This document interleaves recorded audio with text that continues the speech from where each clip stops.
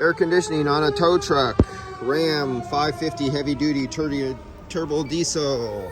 So when I walk up to this vehicle, on the high side, this was the cap.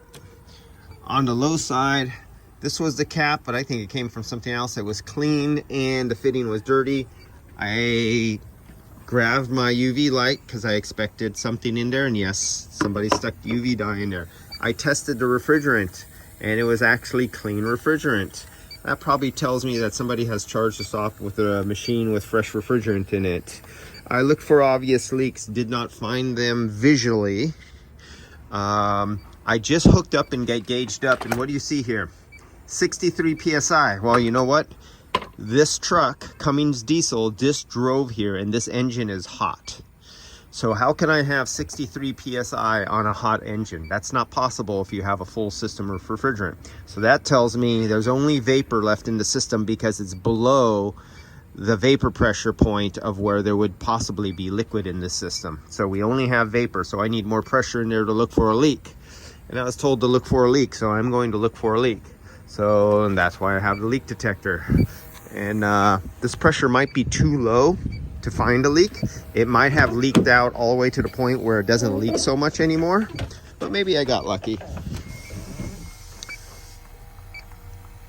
I got lucky. Evaporator. Okay, I'm done. My job's done. That was simple.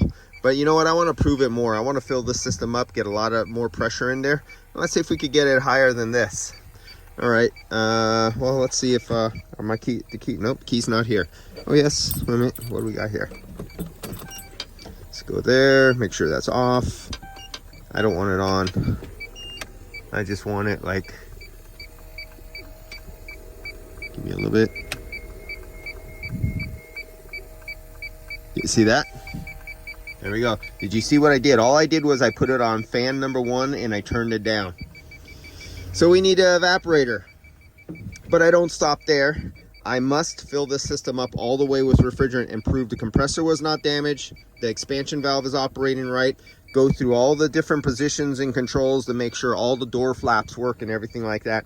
Then I let the customer know what my complete findings are and go over the rest of the vehicle with this after I charge it up. That's simple. This is why you buy a good tool and not those shitty. I'm sorry to tell you people, but you guys in the professional industry, you don't start to get a good leak detector until you hit about $350, $400. That's when you're starting to get a good leak detector.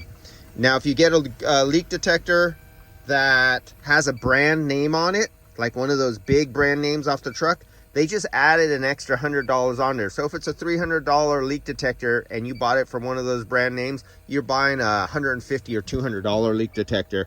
You're just paying that extra $100, $150 for the brand. All right, see you guys.